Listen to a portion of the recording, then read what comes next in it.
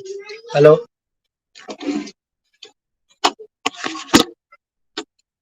Very good morning बच्चों, welcome once again.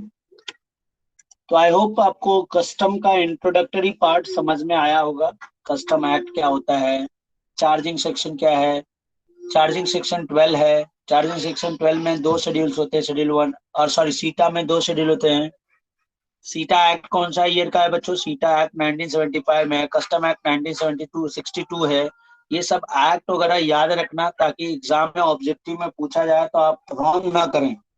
Okay, चलिए मैं आगे बढ़ते हैं हम लोग। चलिए देखते हैं।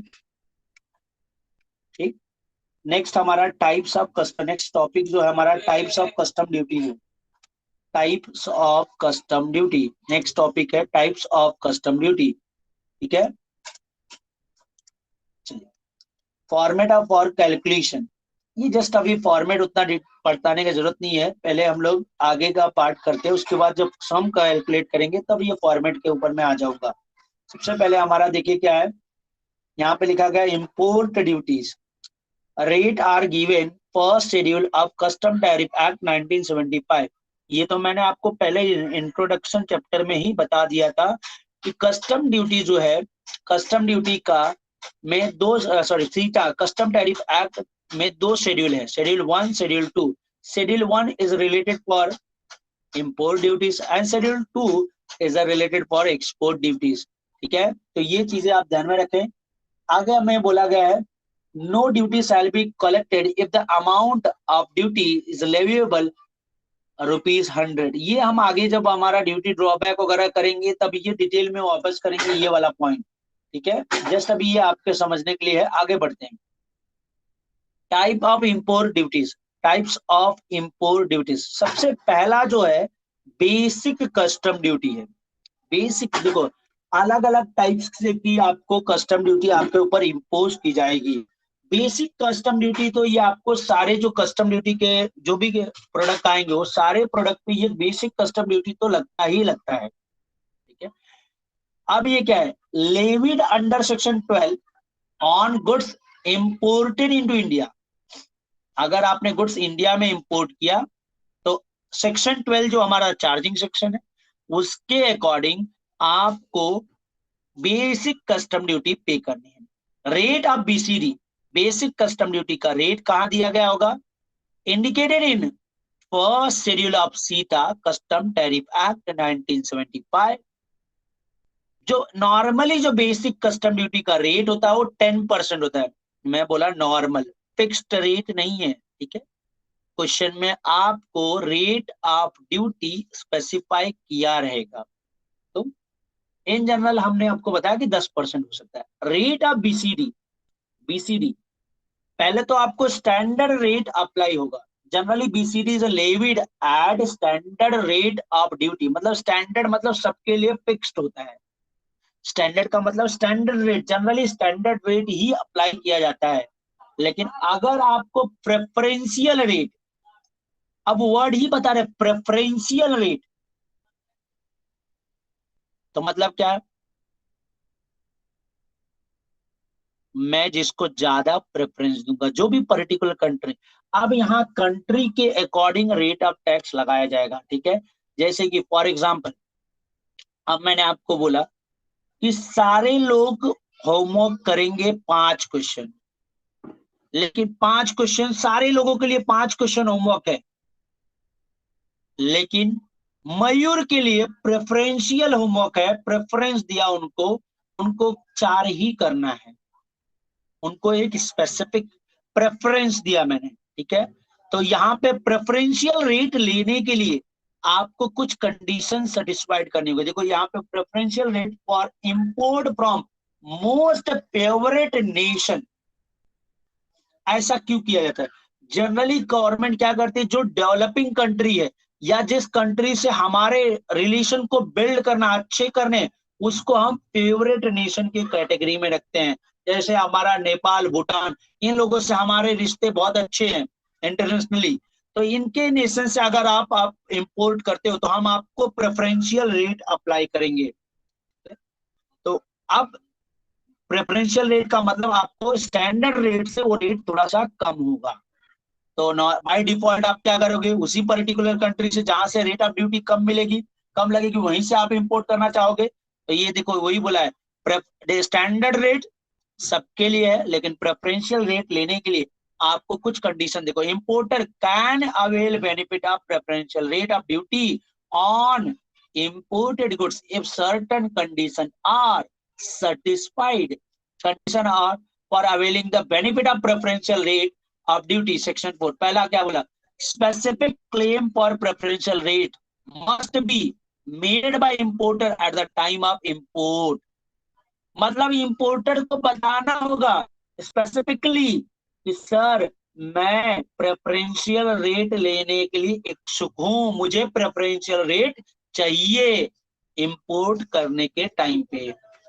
Import must be from the preferential area as notified by central government, ठीक है, under custom tariff act CTA। तो मतलब आपको प्रेफरेंशियल रेट जो है, प्रेफरेंशियल रेट जो है वो इसी जगह से मिलेगा। अगर सपोज हमारी सेंट्रल गवर्नमेंट ने बोला कि भूटान से अगर आप प्रोडक्ट ए लेके आते हो आप इंपोर्ट करके, तो हम आपको प्रेफरेंशियल रेट देंगे। लेकिन हमारी गवर्नमेंट ने बोला भूटान से, आप लाए श्रीलंका से, तो मिलेगा क्या प्रेफरेंशियल रेट मिलेगा क्या आपको? गवर्नमेंट ने नोटिफाइड एरिया क्या बताया, भूटान बताया, और हमने कहां से लाया, श्रीलंका से, तो मिलेगा क्या प्रेफरेंशियल रेट? यस और नो? अब भाई देखो, बिना मांगे तो भगवान भी कुछ नहीं देते। रोल नंबर 37 है कि नहीं? बिना मांगे तो भगवान भी कुछ नहीं देते हमें, वो तो गवर्नमेंट है। तो अगर आप प्रेफरेंशियल रेट के लिए नहीं बोलोगे तो गवर्नमेंट क्यों अपना नुकसान करेगी? बात समझो, गवर्नमेंट क्यों अपना नुकसान करेगी? ठीक है, तो आपको एज ऑब्वियसली कोई इंपोर्टर तो जो अगर कोई भी इंपोर्टर अगर प्रेफरेंशियल रेट के लिए एलिजिबल है तो उसे क्लेम करेगा ही, तो उसे बोलेगा ही। ठीक है, आगे बोला गया यहाँ पे कि गुड्स कहाँ से आना चाहिए, उसी पर्टिकुलर एरिया से जहां जो पर्टिकुलर एरिया को सेंट्रल गवर्नमेंट ने नोटिफाइड किया एज अ प्रेफरेंशियल एरिया। ठीक है, गुड्स शुड बी प्रोड्यूस्ड और manufactured in such a preferential area. अब जरा मजे की बात देखना, देखो कितना लोग सोचते हैं। गवर्नमेंट भी बोली बेटा तुम डाल हम पात पात, ज्यादा चालाकी नहीं करना। अब जब प्रेफरेंशियल रेट वाली बात आई तो गवर्नमेंट हमने क्या किया, एक प्रोडक्ट ए है, प्रोडक्ट ए श्रीलंका में बनता है और हमें खरीदना है श्रीलंका से ही। तो हमने क्या किया, हमारे एक फ्रेंड नेपाल भूटान में हमारा एक फ्रेंड रहता है, हमने बोला सुन मैं एक प्रोडक्ट खरीद रहा हूँ श्रीलंका से, उसे एक काम करना तू भूटान में रिसीव कर लेना और 10 दिन बाद मैं तुझसे भूटान से लेके चला आऊंगा। अब गवर्नमेंट को देखो कैसे लोग आंख में मिट्टी झोंकने की कोशिश कर रहे हैं गवर्नमेंट के। अब गवर्नमेंट अब क्या हो गया, भूटान से खरीद के लेके आ रहे हैं तो गवर्नमेंट को बोले सर जी मुझे प्रेफरेंशियल रेट दीजिए क्योंकि आपने भूटान को बोला था और मैं भूटान से ही खरीद के ला रहा हूँ। तो बोला बेटा कोई बात नहीं, ठीक है, कौन सा प्रोडक्ट लाए? बोला सर जी प्रोडक्ट ए। बेटा ये प्रोडक्ट ए बना कहाँ? तो बोले श्रीलंका में। तो बोला बेटा भूल जाओ प्रेफरेंशियल रेट पे, अगर प्रोडक्ट ए बना श्रीलंका में है तो वो भूल जाओ प्रेफरेंशियल रेट को। तो गवर्नमेंट ने क्लियर कर दिया कि प्रेफरेंशियल रेट उसी कंडीशन पे मिलेगा जो पर्टिकुलर एरिया को गवर्नमेंट ने नोटिफाइड किया है। मान लो भूटान को फॉर एन एग्जांपल भूटान को गवर्नमेंट ने नोटिफाइड किया एज अ प्रेफरेंशियल एरिया, तो अगर आप वहां से प्रोडक्ट ए इंपोर्ट कर रहे हो तो वहां पे ही वो प्रोडक्ट ए मैन्युफैक्चर्ड होना चाहिए भूटान में ही, तो ही आप प्रेफरेंशियल रेट के लिए एलिजिबल हो, अदरवाइज नहीं। Understood everyone? समझ में आया क्या? यस और नो? समझ में आया प्रेफरेंशियल रेट कब अप्लीकेबल होगा? तो 3 कंडीशन, पहले तो इंपोर्टर उसे क्लेम करना चाहिए कि हाँ मैं प्रेफरेंशियल रेट लेना चाहता हूं। दूसरा, आपको आपका इंपोर्ट जो होना चाहिए वो प्रेफरेंशियल एरिया से होना चाहिए। तीसरा, आपका जो गुड्स आपने इंपोर्ट किया है वो गुड्स प्रेफरेंशियल एरिया में ही मैन्युफैक्चर्ड होना चाहिए। ये तीनों कंडीशन फुलफिल होएगा तो ही आपको प्रेफरेंशियल रेट मिलेगा। नहीं, अगर प्रेफरेंस नहीं तो आपका ऊपर स्टैंडर्ड रेट अप्लाई किया जाएगा। Central government has power to declare a certain area as a preferential area. Yes, हमारी सेंट्रल गवर्नमेंट के पास ये पावर है कि किसी भी एरिया को एज अ प्रेफरेंशियल एरिया वो डिक्लेयर कर सकती है। समझ में आया बच्चों? Understood everyone? आगे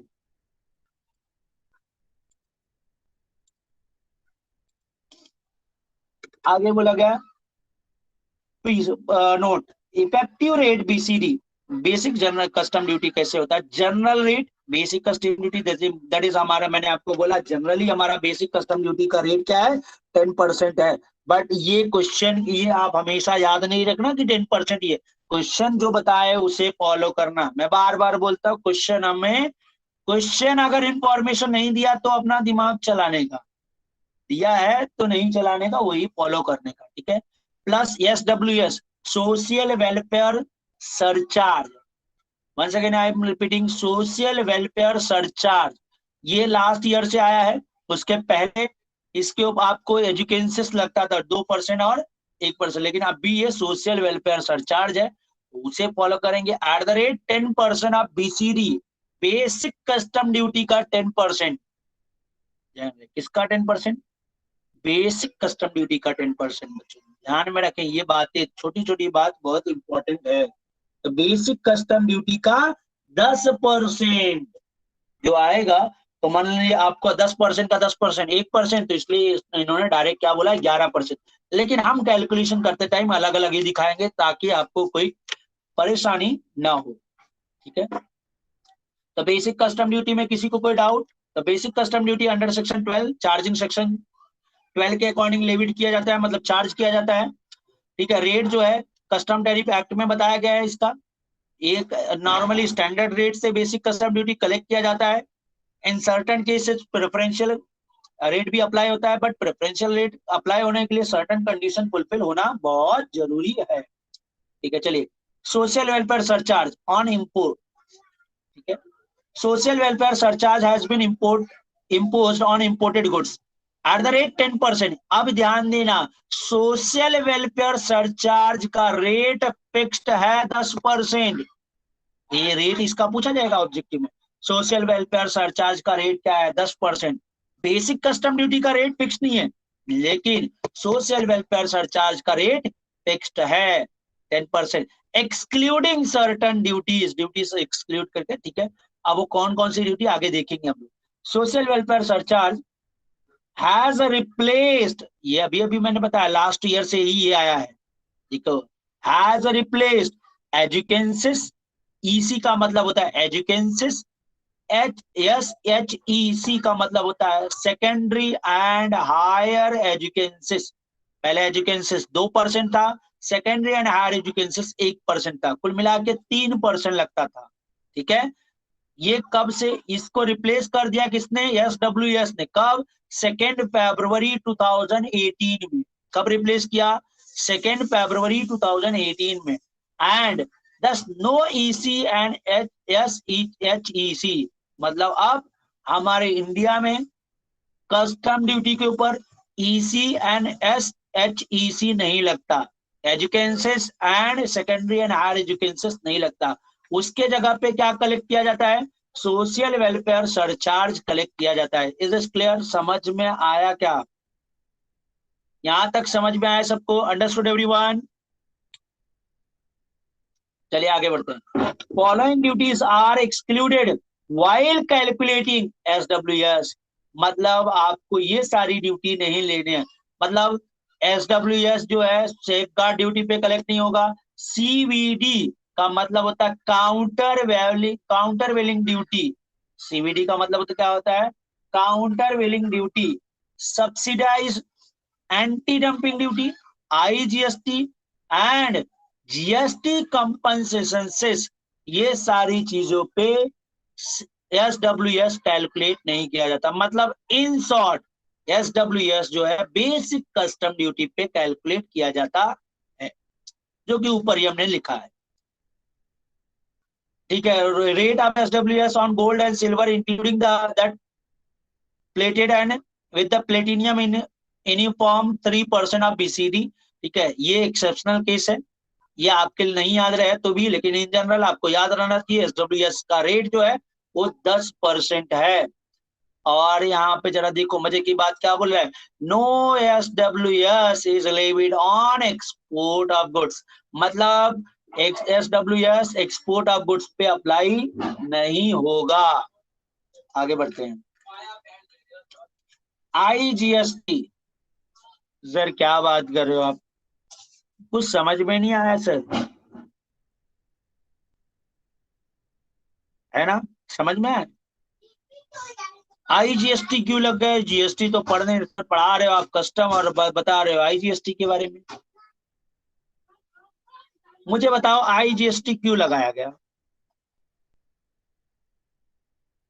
हेलो,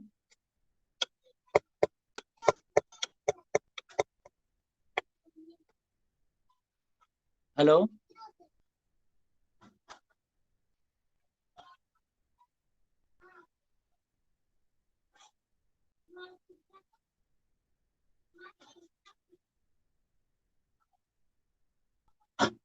देखो वेरी गुड।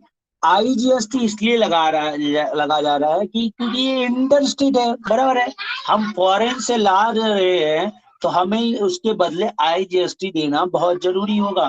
ठीक है, जिसको हम पहले देखो यहाँ पे, any article which is imported into India shall be liable to IGST। कोई भी चीज, अगर आप कोई भी प्रोडक्ट, बेसिकली कस्टम के अंदर हम प्रोडक्ट की ही बात कर रहे हैं, तो कोई भी प्रोडक्ट अगर आप इंपोर्ट करके इंडिया में लाते हो, that product is liable to IGST at the rate leviable under section of 5 of IGST। अब जरा ध्यान रखना, ये जो IGST का रेट है वो रेट कस्टम टैरिफ एक्ट के अंडर नहीं आएगा। ये रेट कहां पे आएगा, IGST एक्ट 2017 के अंडर में आएगा। इसलिए जब मैंने आपको चार्जिंग सेक्शन बताया था, तो चार्जिंग सेक्शन 12 बहुत क्लियर बोलता है कि कौन से रेट से चार्ज किया जाएगा कस्टम ड्यूटी, जो कस्टम टैरिफ एक्ट में बताया गया है, और या कोई और एक्ट बता रहा होगा, तो ये दूसरा एक्ट बता रहा है आपको। ठीक है, on like article on it's supply in India, maximum rate जो है IGST हम 40%, ये मैक्सिमम रेट बताया। वंस अगेन ये रेट जो है फिक्स नहीं है, आपको क्वेश्चन में जो रेट दिया होगा वही रेट आपको फॉलो करना होगा। इट हैज सब summed various custom duties including, मतलब इसमें बहुत सारी कस्टम ड्यूटी को इंक्लूड कर दिया जाएगा, जो कि CVD countervailing duty, SAD safeguard and additional duty. ठीक है, आप कस्टम, तो ये आपको ध्यान में रखना है। वैल्यू ऑफ और the calculation of IGST and compensation से shall also include additional additional duty, ठीक है, एंड सेफगार्ड ड्यूटी। ठीक है, तो ये चीजें ध्यान में रखना। क्या है, जब आप एडिशनल ड्यूटी कैलकुलेट करोगे या सेफगार्ड ड्यूटी पर, सॉरी एंटी डंपिंग ड्यूटी और सेफगार्ड ड्यूटी जब आप कैलकुलेट करोगे तो ये चीजें ऐड होनी चाहिए। देखो वापस बोल रहा है, वैल्यू ऑफ कैलकुलेशन वो फॉर्मेट में आपको आएगा, यहाँ पे देखो फॉर्मेट में आपको आता है ये चीजें। इसके बाद आपका सेफगार्ड और एंटी डंपिंग ड्यूटी आता है, तो देखेंगे जब हम फॉर्मेट में तो समझ में आ जाएगा ये वाला लाइन ये क्या बोल रहा है। ठीक है, कैलकुलेशन के levy of IGST similar provision are applicable for the GST compensations. ठीक है, आगे IGST would be levied on cargo that would arrive on or after 1 July 2017। तो अभी हम बाय डिफॉल्ट 1 जुलाई 2017 के बाद ही, तो 1 जुलाई 2017 के बाद जो भी आपका कार्गो इंडिया में आएगा वो आपको उसके ऊपर जो है क्या लेना होगा, क्या कैलकुलेट करना होगा, IGST। IGST would be also levied on cargo which have arrived before 1 July 2000। But अब ये जरा, ये तो हालांकि हम थियोरेटिकली हम पढ़ा रहे हैं आपको, इसका कोई मीनिंग नहीं है अभी, क्योंकि आपको इस सिलेबस में जो भी आएगा वो सारा 1 जुलाई 2017 के बाद ही आएगा। लेकिन अगर ऑब्जेक्टिव में पूछा गया, जैसे मेरा 15 जून को मेरे पास मेरा जो गुड्स इंपोर्ट करके मेरा आ गया था इंडिया में, वो अनलोड भी हो गया था 15 जून 2017 को, मान लेते हैं 15 जून 15 जून 2017 को हमारा गुड्स आ गया था इंडिया में आया था, ठीक है। लेकिन BOE, बिल ऑफ एंट्री का मतलब मैं इस गुड्स को क्लियर करवाने के लिए, क्लियरेंस के लिए आपको बिल ऑफ एंट्री फाइल करनी होती है।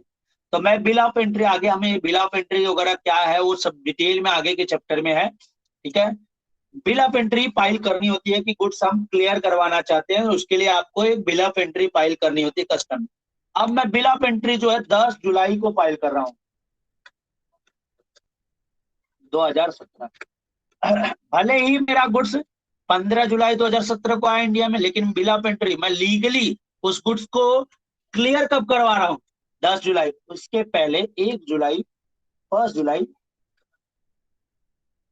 2017 को इंडिया में GST आ गया, GST। तो क्या अब यही बोल रहे हैं कि भले ही हमने गुड्स 15 जून मतलब 1 जुलाई के 2017 के पहले इंपोर्ट किया, लेकिन मैं बिल ऑफ एंट्री 1 जुलाई 2017 के बाद फाइल कर रहा हूं, तो ये वाला केस में भी IGST कलेक्ट होगा।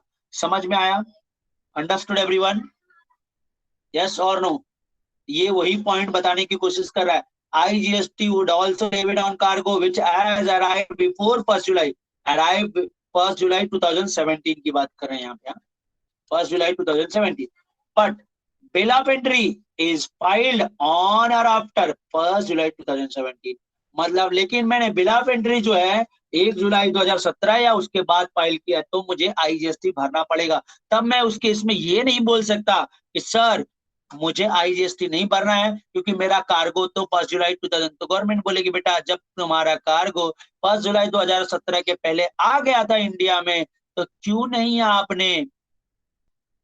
आपने उसे पहले ही बिल ऑफ एंट्री फाइल किया। वापस मैं ज्योति बता रहा हूँ, देखो यहाँ पे हमने गुड्स इंपोर्ट किया, 15 जून 2017 को इंडिया में आ गया। देखो दो कंडीशन पहले मैं बताता हूँ। एक तो सिंपल वाला, मैं 1 जुलाई 1 जुलाई के बाद 1 जुलाई 2017 के बाद आफ्टर दिस डेट मैं कभी भी इंपोर्ट करूंगा। 1 जुलाई 2017 के बाद किसी भी डेट को मैंने अगर इंपोर्ट किया तो उसके ऊपर IGST लगेगा। तो ये बहुत क्लियर है कि 1 जुलाई 2017 के पहले अगर मैंने इंपोर्ट किया होगा तो कस्टम ड्यूटी IGST उसके ऊपर नहीं लगना चाहिए था। बराबर है? यहां तक ये बातें समझ में आई कि आपको ये बोल जाओ, ये इतना समझ में आया कि गवर्नमेंट क्या बोल रही है, 1 जुलाई 2017 के बाद अगर आपने इंपोर्ट किया तो आपको IGST भरना है। अगर उसके पहले आपने इंपोर्ट कर रखा है तो आपको IGST नहीं भरना। ठीक है, अब हमारा ये केस समझो, हमने 15 जून 2017 को इंपोर्ट किया, तो क्या 1 जुलाई 2017 के पहले है? बराबर है? यस और नो? ये बिफोर है, बिफोर 1 जुलाई 2017 है। ठीक है, तो ये हमारा पहले है। अब नॉर्मल रूल के अकॉर्डिंग इसके ऊपर IGST नहीं लगना चाहिए नॉर्मली। अगर मैंने इसका जो बिल ऑफ एंट्री है, बिल ऑफ एंट्री भी अगर मैंने यहाँ पे सपोज मैंने 30 जून को 30 जून को 30 जून 2017 को ही मैंने बिल ऑफ एंट्री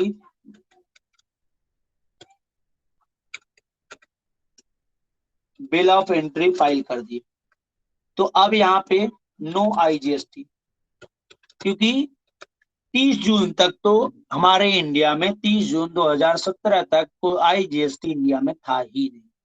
ठीक है, लेकिन अब जरा ध्यान देना दूसरा सिनारियो। यहां तक समझ में आया क्या? ये दो केसेस में इंडिया में नहीं लगेगा ये केस।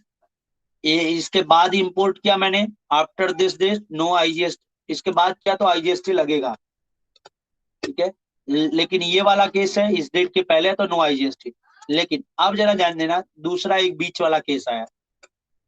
मैंने इंपोर्ट तो किया पहले, इंपोर्ट कर लिया पहले, ठीक है, 5 जुलाई 2017 के पहले इंपोर्ट कर लिया, लेकिन हुआ क्या, मैं बिल ऑफ एंट्री जो है 15 जुलाई को फाइल किया। बिल ऑफ एंट्री क्या किया मैंने, 15 जुलाई को फाइल कर दिया। देखो, 15 जुलाई 2017 को फाइल कर दिया, ये बिल ऑफ एंट्री फाइल कर दिया इस दिन में। मैंने गुड्स बिफोर परचेस किया था, लेकिन अब बिल ऑफ एंट्री जो है आफ्टर फाइल किया, आफ्टर 1 जुलाई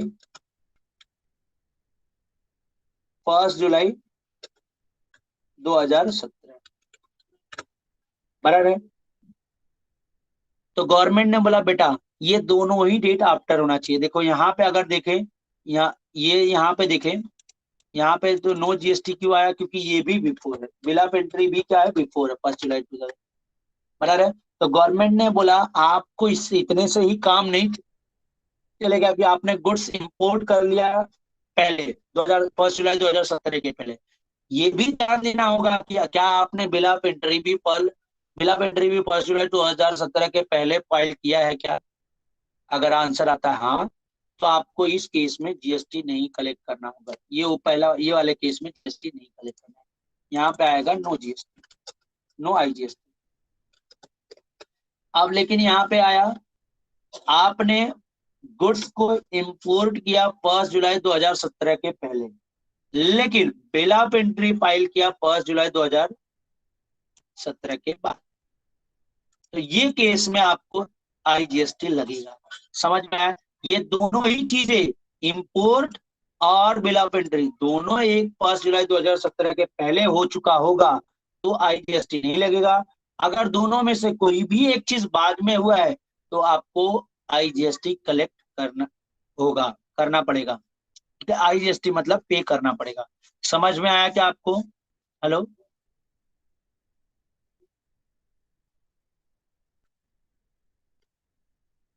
नाउ नेक्स्ट क्या है आपका, similarly for warehouse of goods, ex bond bill of entry filed after. अभी ये एक्स बॉन्ड, इंटो बॉन्ड, ये सब आपको वर्ड नया है, अभी इसके बारे में ज्यादा नहीं सोचेंगे। X bond bill of entry क्या होता है, into bond bill of entry क्या होता है, वो सब जाने देंगे। हम आगे बिल ऑफ एंट्री का एक चैप्टर है पूरा डिटेल में, हम उसमें समझेंगे कि बिल ऑफ एंट्री कब फाइल करनी होती है, कौन कितने दिन के अंदर करनी होती है। तो जब आपका, तो सारी चीजें हम बाद में उस चैप्टर में समझेंगे। तो अभी फिलहाल उतना हम लोग ध्यान नहीं देते उसके ऊपर, ठीक है। आगे, advance bill of entry where the cargo arrival for after 1 July 2017, मतलब हमारा 1 जुलाई 2017 के बाद कार्गो अराइव्ड हो रहे हैं, लेकिन हमने बिल ऑफ एंट्री 1 जुलाई 2017 के पहले फाइल कर दी। ठीक है, 1 जुलाई यहाँ पे लिख देता हूँ, नहीं तो 1 जुलाई से आप मतलब नहीं समझ पा रहे होंगे, तो यहाँ 1 जुलाई 2000,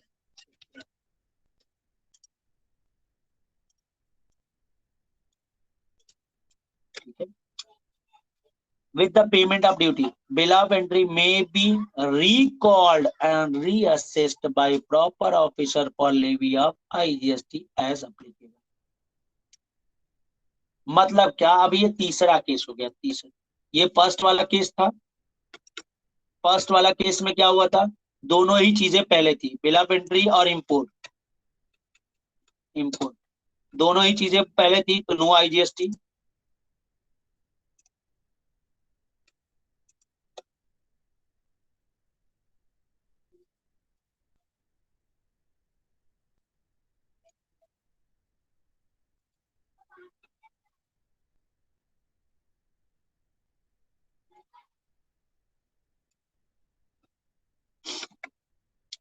अब ये पहला केस था, मतलब दोनों एक चीज इंपोर्ट हमारा क्या हुआ था, इंपोर्ट जो हुआ था,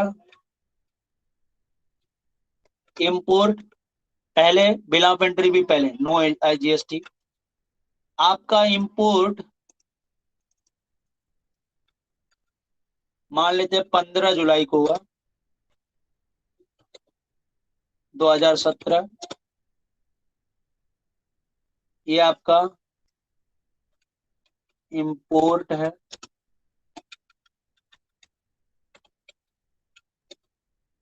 और हमारा 15 या 18 जुलाई 2017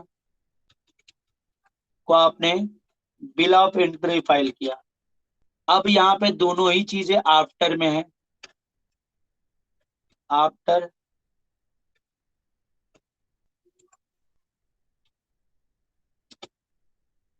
1 जुलाई।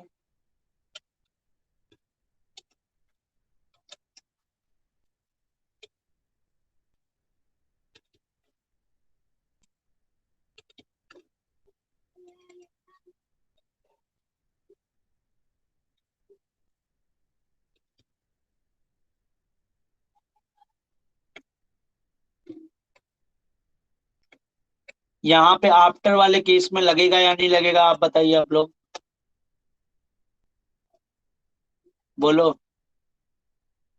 यहाँ पे लगेगा या नहीं लगेगा? यस, आईजीएसटी लगेगा। ठीक है, ये सेकेंड केस हो गया हमारा। थर्ड केस ये था,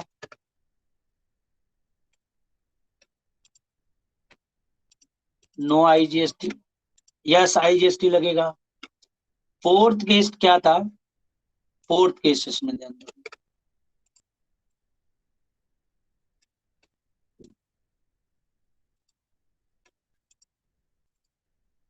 बराबर है। फोर्थ केस में ये बिफोर हो गया। मान लेते हैं हमने गुड्स जो है परचेस किया 15 जुलाई को,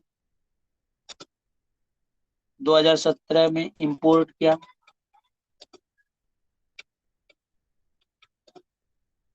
इंपोर्ट किया,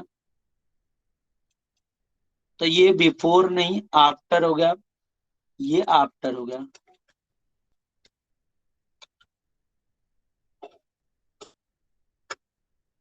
अब हमने बिल ऑफ एंट्री लेकिन एडवांस में पहले ही फाइल कर दी थी, हम गुड्स आने के पहले ही हमने फाइल कर दी थी, मान लेते हैं 30 जून को, चलिए ठीक है। बिल ऑफ एंट्री हमने पहले ही फाइल कर दी थी, ठीक। तो ये हमारा बिफोर हो गया, बिफोर 1 जुलाई 2017। तो यहाँ पे आईजीएसटी लगेगा, गवर्नमेंट ने बोला लगेगा।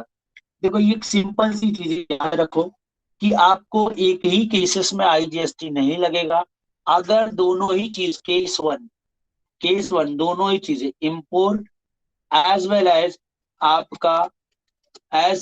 आपका, बिल ऑफ एंट्री, दोनों ही चीजें, दोनों ही काम, अगर आपने 1 जुलाई 2017 के पहले खत्म कर लिया है तो आप आईजीएसटी नहीं पे करोगे। अगर दोनों में से एक भी चीजें 1 जुलाई 2017 के बाद हो रही है तो आपको आईजीएसटी पे करना पड़ेगा। समझ में आया? भले ही आपने बिल ऑफ एंट्री एडवांस में फाइल कर दिया है तो भी। Understood everyone? समझ में आया सबको? हेलो, चलिए आगे बढ़ते हैं। क्वेश्चन नंबर 1 देखते हैं। क्वेश्चन नंबर 1 देखिए। क्वेश्चन नंबर 1 क्या बोला, suppose assessable value including landing charges, मतलब असेसेबल वैल्यू दिया है। अब ये लैंडिंग चार्जेस, असेसेबल वैल्यू क्या है, ये आगे चैप्टर है हमारा वैल्यूएशन ऑफ गुड्स, उसमें देखेंगे कि असेसेबल वैल्यू क्या होता है। ठीक है, फिलहाल हम असेसेबल वैल्यू हमें दिया है 100 रुपया।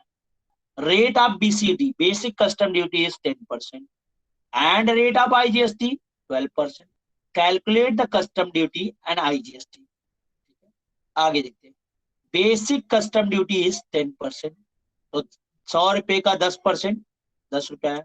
यहाँ पे जो कैलकुलेशन हुआ है,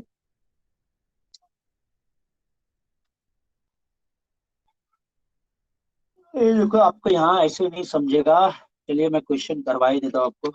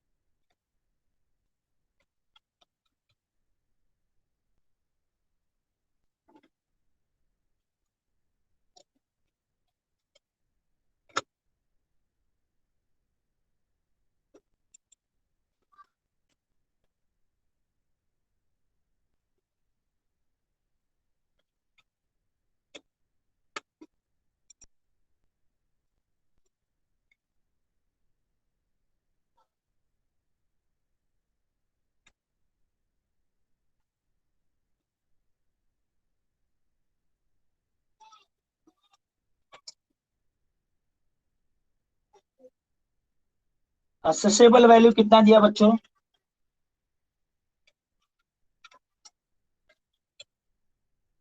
100 रुपीज। ऐड करेंगे।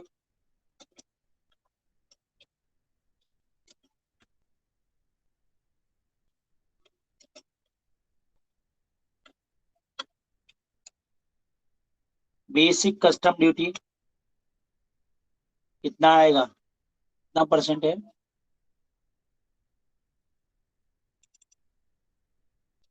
10% है। 100 का 10%।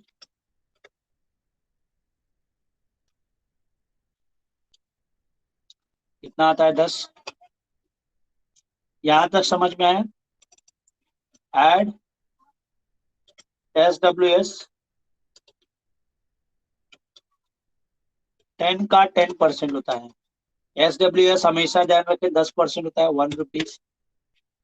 अब ये दोनों ऐड कर दो, तीनों।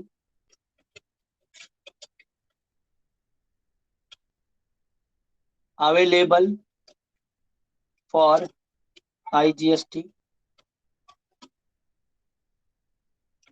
तो 111। यस, 111 आता क्या? इसमें ऐड कर दो IGST।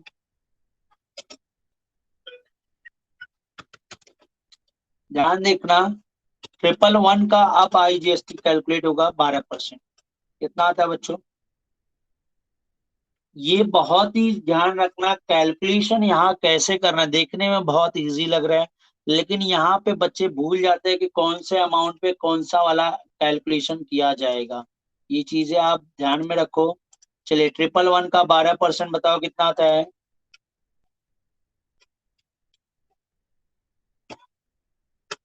13.2। तो इस तरह से ये कैलकुलेशन किया जाएगा। टोटल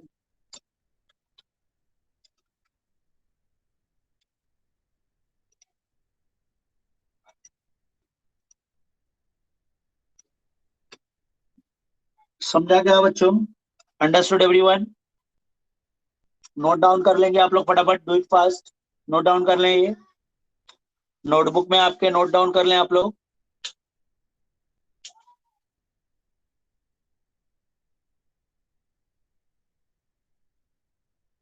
कैलकुलेशन ध्यान रखना कि बेसिक कस्टम ड्यूटी जो होता है वो असेसेबल वैल्यू पे कैलकुलेट होता है। SWS जो है बेसिक कस्टम ड्यूटी का 10% होता है। IGST जो है वो तीनों को ऐड करके जो अमाउंट आएगा उसके ऊपर कैलकुलेट होता है।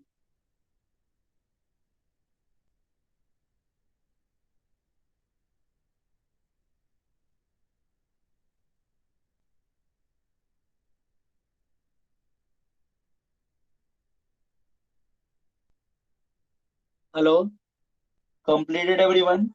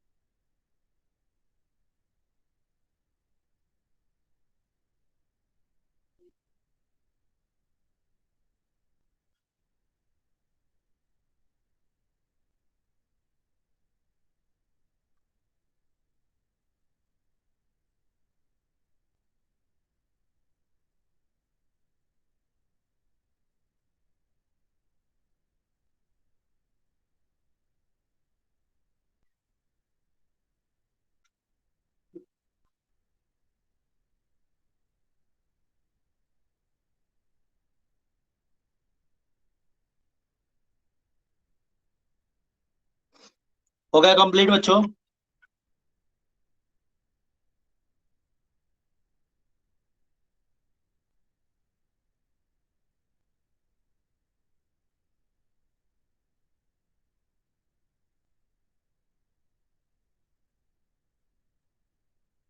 यही था फॉर्मेट। पहले आपको असेसेबल वैल्यू रहेगा, यही फॉर्मेट था ना आपको दिया, इसी फॉर्मेट के थ्रू हमने वो कैलकुलेशन किया था, याद होगा तो अभी आपको। ठीक है, accessible value, basic custom duty जो होता है असेसेबल वैल्यू का, असेसेबल वैल्यू पे कैलकुलेट किया जाता है।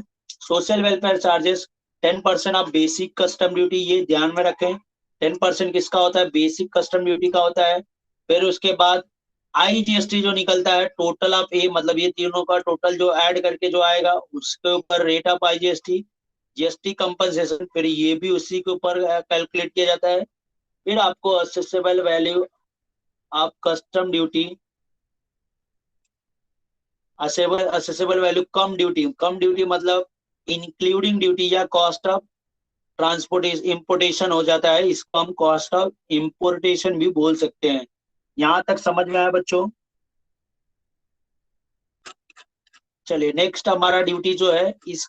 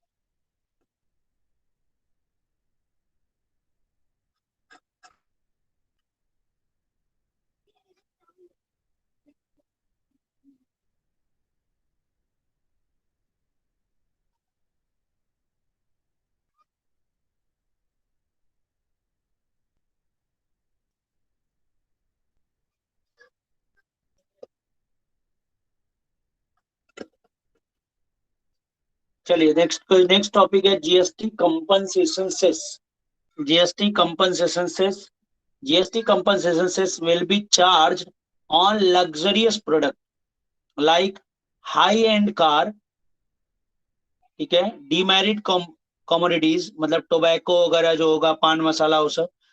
जीएसटी को आने से जो गवर्नमेंट का लॉस हुआ, स्टेट गवर्नमेंट का लॉस हो रहा है, तो गवर्नमेंट क्या कर रही है? उस लॉस को कंपनसेट करने के लिए, उस लॉस को कंपनसेट करने के लिए जीएसटी कंपनसेशन सेस कलेक्ट कर रही है। बराबर है? अब इसका रेट जो है, ठीक है, इसका रेट कहाँ पे आए? सीटा के अकॉर्डिंग आएगा। ठीक है, आगे देखो, जीएसटी कंपनसेशन से सारे प्रोडक्ट के लिए नहीं होगा। वंस अगेन, ये हाई एंड मतलब जो लग्जरियस प्रोडक्ट होगी, जो 4 करोड़ 10 करोड़ की कार होगी, वैसे प्रोडक्ट पे, लग्जरियस कार पे कैलकुलेट किया जाएगा। डीमेरिट कमोडिटीज जैसे लाइक पान मसाला, टोबैको, ये सारी चीजें जो है, लिकर्स, ये सारी चीजों पे कलेक्ट किया जाएगा जीएसटी कंपनसेशन से। कितने सालों तक? 5 year, in order to compensate state for loss of revenue. जो जीएसटी के आने की वजह से जो हमारे स्टेट गवर्नमेंट का लॉस हो रहा है, उस लॉस को कंपनसेट करने के लिए, क्यों, कैसे लॉस हो रहा है? लॉस इस तरह से हो रहा है बच्चों, किस तरह से? जैसे पहले हमारा सेल्स टैक्स था, और वो पूरा का पूरा सेल्स टैक्स स्टेट गवर्नमेंट रखती थी। वो पूरा का पूरा सेल्स टैक्स कौन रखता था? स्टेट गवर्नमेंट के पास आता था। अब उसमें क्या हो गया? सेल्स टैक्स निकाल के या वैट निकाल के क्या लाया गया? जीएसटी, जिसमें अब सेंट्रल गवर्नमेंट का भी आ गया भागीदारी। तो इससे क्या हो गया? स्टेट गवर्नमेंट के कुछ रेवेन्यू का लॉस हो रहा है, तो उस लॉस को कंपनसेट करने के लिए गवर्नमेंट ने जीएसटी कंपनसेशन सेस बनाया। ठीक है, लेकिन उस ये कितने सालों तक रहेगा? 5 ईयर। कितने सालों तक? 5 साल तक, इन ऑर्डर। ठीक है, 5 साल तक रहेगा। आगे बोला गया, GST compensation will be levied on accessible value plus BCD plus SWS plus ADD. ADD का मतलब होता है एंटी डंपिंग ड्यूटी। एडीडी का मतलब होता है एंटी डंपिंग ड्यूटी। SGD का मतलब होता है सेफ गार्ड ड्यूटी, आगे ये सब है, एंटी डंपिंग ड्यूटी भी है और SGD भी है, सेफ गार्ड ड्यूटी भी है, ठीक है। ACD का मतलब एडिशनल कस्टम ड्यूटी होता है। एडिशनल कस्टम ड्यूटी की यही जगह, पहले आपको IGST जब नहीं था तब हम लोग यहाँ पे देखो IGST की जगह पे हमने बोला है ये किसका, ये काउंटर वेलिंग ड्यूटी, मतलब यार ACD का जिसको बोलते हैं हम लोग एडिशनल कस्टम ड्यूटी भी बोलते थे पहले। आगे देखते हैं। However, IGST shall not be added the value of calculating GST compensation cess। मतलब ये वही फॉर्मूला है कि जब GST कंपनसेशन सेस कैलकुलेट होगा तो उसमें IGST ऐड नहीं होगा। देखो GST कंपनसेशन सेस ये वाले अमाउंट पे कैलकुलेट होगा, उसमें ये कहीं पे भी नहीं लिखा है कि IGST ऐड भी होगा, तो ये ध्यान में रखें। ITC can be availed on GST compensation cess paid on inward supply. मतलब अगर आपके पास कुछ ITC अवेलेबल है तो उसको आप क्लेम कर सकते हैं, कस्टम ड्यूटी वो उसको आप माइनस कर सकते हैं, जैसे कि आपने GST में देखा था। However ITC of GST compensation cess paid can be utilized only towards the payment of GST compensation cess liabilities। मतलब जो ITC आपका GST compensation cess का होगा वो आप GST कंपनसेशन सेस के थ्रू ही यूटिलाइज कर सकते हैं। ADD का मतलब होता है एंटी डंपिंग ड्यूटी और safeguard duty shall be included in the value for calculating of IGST and CGST GST compensation cess. मतलब क्या है, यहाँ पे जो हम फॉर्मेट बताए यहाँ पे हमने क्या लिखा कि ये तीन ही ऐड किया, बेसिक कस्टम ड्यूटी और सोशल वेलफेयर चार्जेस। लेकिन ये क्या बोल रहा है कि यहाँ पे अगर आपके पास एंटी डंपिंग ड्यूटी और सेफगार्ड ड्यूटी भी है तो वो भी ऐड कर लो। वो ऐड करने के बाद जो फिगर आएगा उस फिगर पे आपको IGST और CGST कंपनसेशन से कैलकुलेट किया जाएगा। समझ में आया? वापस one second I am repeating. अगर मैं बात करूं तो आपका देखो GST कंपनसेशन से किसके ऊपर कैलकुलेट होगा, असेसेबल वैल्यू, पहला असेसेबल वैल्यू आएगा आपका और उसके बाद आपका आएगा BCD बेसिक कस्टम ड्यूटी, उसमें हम ऐड करेंगे SWS सोशल वेलफेयर सरचार्ज, उसमें हम ऐड करेंगे ADD एंटी डंपिंग ड्यूटी, उसमें हम ऐड करेंगे SGD सेफगार्ड ड्यूटी। ये सारी चीजों को ऐड करने के बाद जो फिगर बनेगा, ये सारी चीजों को चाहिए तो कहीं लिख लो आप नोटबुक में। ये सारी चीजों को ऐड करने के बाद जो फिगर बनेगा इस फिगर पे या बोल सकते amount for IGST and GST compensation cess calculation. मतलब ये वाले फिगर पे आपको ये कैलकुलेशन किया जाएगा।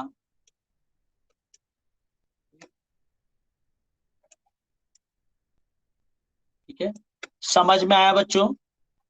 हेलो,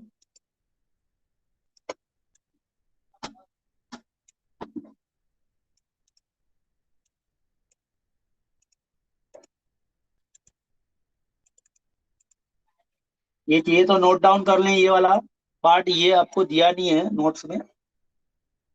वैसे इतना डिटेल में आता नहीं है, ADD और SGD आपको नॉर्मल कैलकुलेशन में आता नहीं है, फिर भी आप चाहिए तो नोट डाउन कर सकते हैं। If you want then note down in your notebook.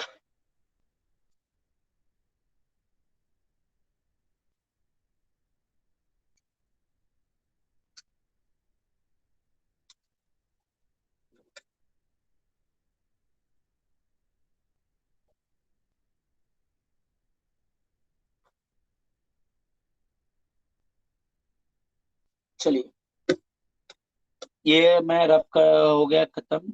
आज के लिए इतना ही, मिलेंगे नेक्स्ट लेक्चर में। नेक्स्ट लेक्चर मिस नहीं करें क्योंकि नेक्स्ट लेक्चर में हम लोग ये भी क्वेश्चन सॉल्व करेंगे और नेक्स्ट लेक्चर में मोस्ट प्रोबेबली आपका ये टॉपिक खत्म भी हो जाएगा, फिनिश्ड हो जाएगा, ये टाइप्स ऑफ ड्यूटी खत्म हो जाएगा। नेक्स्ट नेक्स्ट हमारा 2 लेक्चर है ना, हो जाएगा तब तक। तो 6 सम ही है हमारा करने को, टोटल 6 सम है क्लास वर्क में और 6 सम है होमवर्क में। तो होमवर्क का क्वेश्चन नंबर, 1 मिनट देख लेता हूँ क्या क्या है।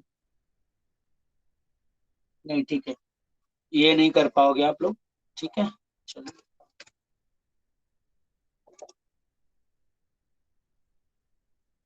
नेक्स्ट लेक्चर मिस नहीं करेंगे आप लोग।